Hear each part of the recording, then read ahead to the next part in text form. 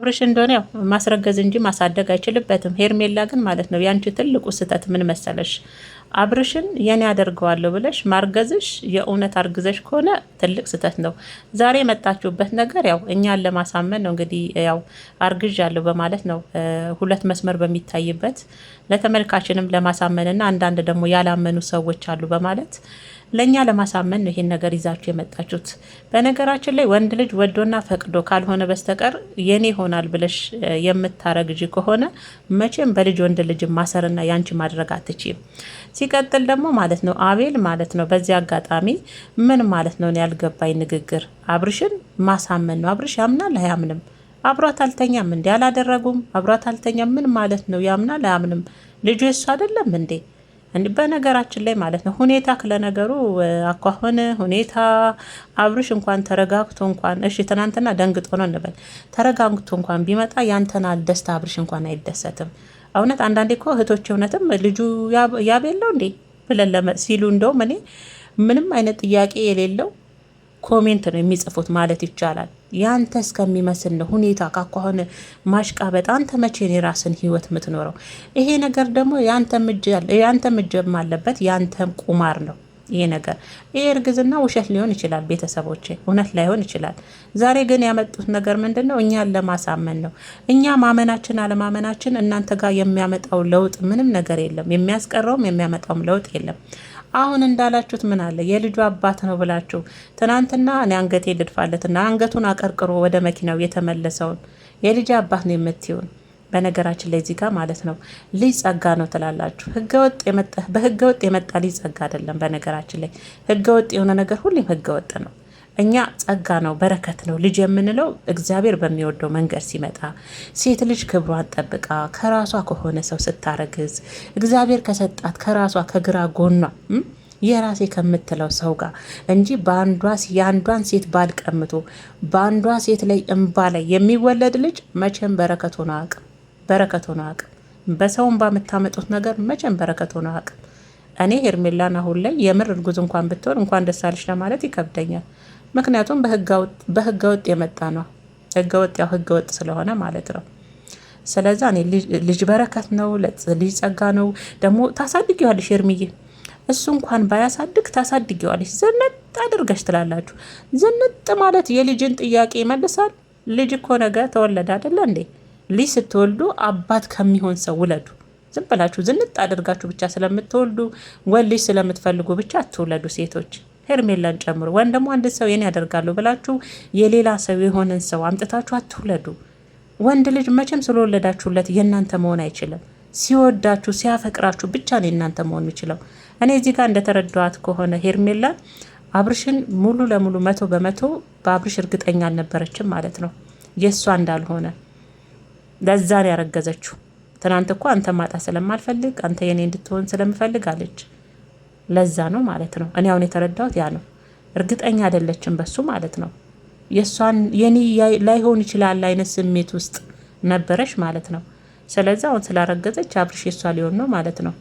ምናልባት ማለት ነው አብርሽ በይሉንታ ሊቀበላት ይችላል። እውነት ከሆነ እንዳትጎዳ ስለፈለገ ሊቀበላት ይችላል። ከዛ የሚመጣው ያው ሽማግሌ መላክ ነው። ከዛ አብሮ መኖር ነው። ምናልባት ይሄንንም እንድታደርግ የነዚህ የሶስቱ ቁማርተኞች ውጤት ይሆናል። አብርሽ ይሄን እንዲያደርግ ይቅርታ እንድታደርግ አልኩኝ። አብርሽ መቼም ያው በአቤል ጭንቅላት ነው የሚመራው። እንዳሸንጉሊት የሚነዳው አቤል ነው አይደል? እዚህ ጋር ደግሞ አብርሽ ጭንቅላት ውስጥ ሌላ ነገር ለመዝራት የምትሞክሩ ሰዎች አላችሁ እያልክ ነው። እኛን ተው። አንተ ራሱ ምን ማለት ነው? ያምናል ለአምንም ማለት ምን ማለት ነው? አብርሽን እኛን ተወን። ሲቀጥለው መንቃት አለበት። የት ነበረች? ምንድን ነው አብርሽ በእንደዚህ አይነት ሁኔታ ውስጥ ሆነ ለአንተ መንገር ስላልፈለኩኝ። አብርሽ በምን አይነት ሁኔታ ውስጥ ነበረ?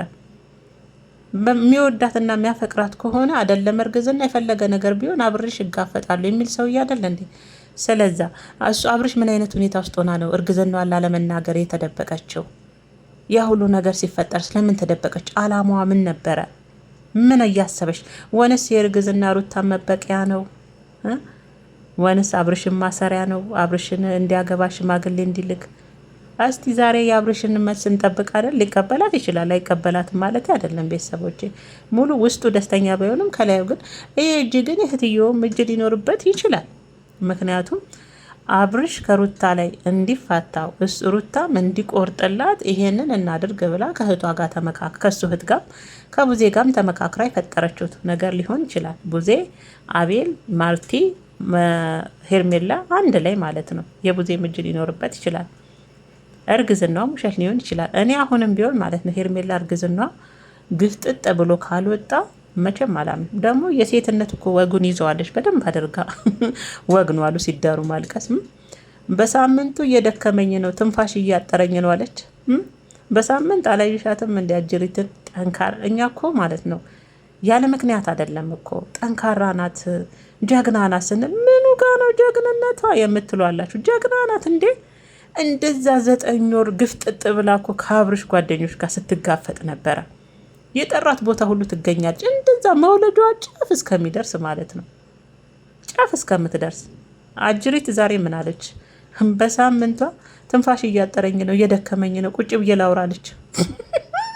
ዋጓጉንማ ይዘሻቱ ደግሞ እኮ ያለማፈራችሁ። እኔ አሁን ላይ እኮ ያሉ ሴቶች ማለት ነው እንደው እንደ ድሮ ባህላችን ቀረ እንዴ? ይሁንሽ እጮኛ ይኑራችሁ ፍቅረኛ ይኑራችሁ፣ ግን እኮ ድሮ ሴት ልጅ ሽማግሌ ሳይላክ እኮ አርግዣለሁ ብላ እኮ አትወጣም ወደ ውጭ። ነውር እኮ ነው።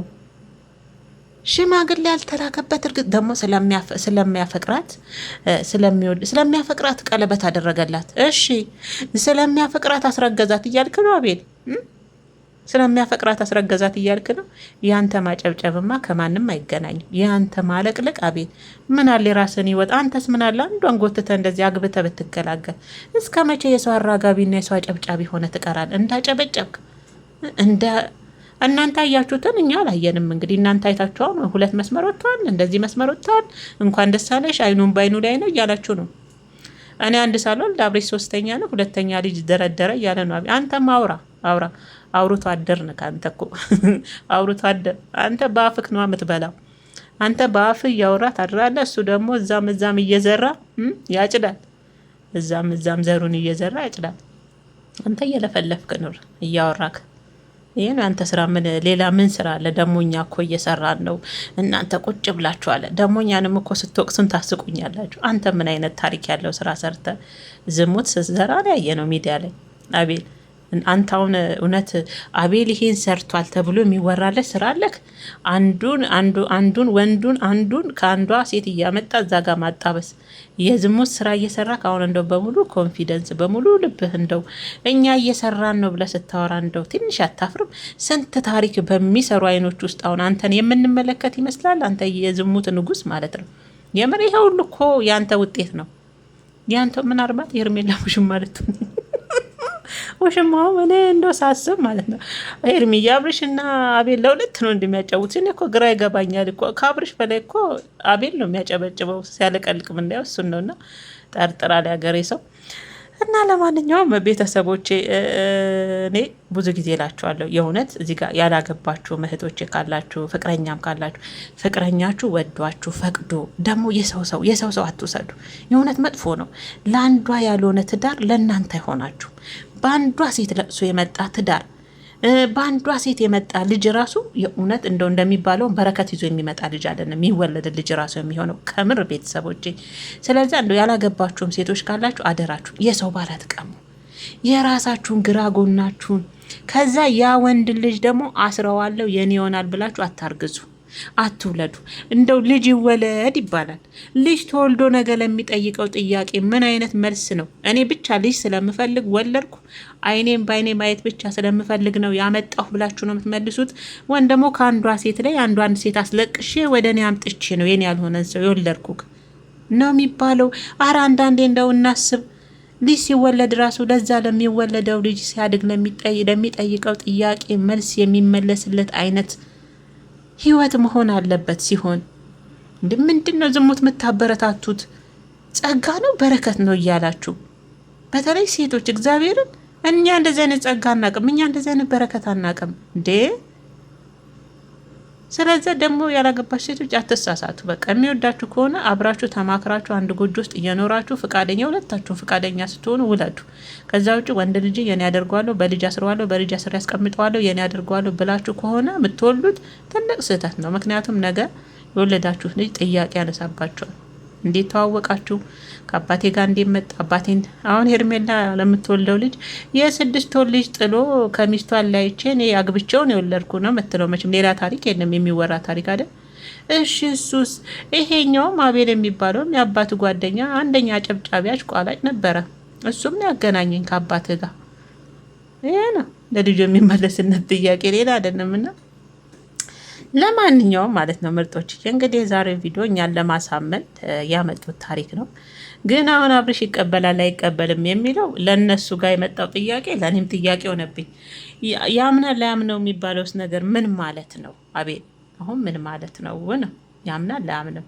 ሄርሜላ ሌላ ፍቅረኛ አላት ማለት ነው? ከሌላ ሰው ጋር ትጫወታለች፣ ሌላ የሚያጫውታት ሰው አለ ማለት ነው? ታዲያ ምን ማለት ነው አብርሽ? ወንስ እሷን ይጠረጥራታለሁ? እንዴት አይም ነገሩ ባያምንም አይገርመኝም እኔ። ምክንያቱም በእርግዝና ምክንያት ጠፍታ ሳምንት ምናምን የሌለ ታሪክ እኮ ነው ፈጥራ የመጣችሁ የሌለ ማለት ነው። እና ለማንኛውም እህቶቼ እንደሚሉት ሩታዬ ብቻ የኔ ቆንጆ የሉልዬ እናት ሰላም ጤና ትሆንልን። እኔ አሁንም ሁሌ የምላችኋለሁ ለእኔ ጀግና ሩታ ናት። ምን ጊዜም ቢሆን ቢመራችሁ ዋጡት፣ ለእኔ እሷ ናት ጠንካራ። ምክንያቱም ያለፈችበትን ታሪክ ስለማቅ አብርሻውን ለሩታ ልጅ አባት ለሩታ ባል ያልሆነው ለሄርሜላ ባል ይሆናል ብላችሁ ደግሞ ታሳድጊዋለሽ ልጁን ትላላችሁ። ጥያቄ ለሚጠይቀው ልጅ መልስ የማይሰጥበት ልጅ ተወልዶ ምኑን ነው የምታሳድገው? ለእናንተ ማሳደግ ማለት ይሄ ነው እንዲህ ማብላ ማጠጣት፣ ምናልባት ካለበሰችው በቃ አይደል? የአይምሮ ጥያቄ አለኩ ልጅ ሲያድግ። ለማንኛውም የዛሬው ቪዲዮ ቤተሰቦች ይሄን ይመስላል። አብርሽ ሩታ ከመጣች እመጣለሁ። ለማንኛውም ሰላማችሁ ይብዛ። ለቤት አዲስ የሆናችሁ ሰብስክራይብ እያደረጋችሁ ቤተሰብ እንድትሆኑ የደውላ ምልክት እንድታጠቁሩ በአክብሮት እጠይቃለሁ። የኔ ውዶች ቪዲዮንም ላይክ አድርጉበት፣ አይከፈልም። የኔ ምርጦች ሩታዬ ከመጣች ብቅ እላለሁ።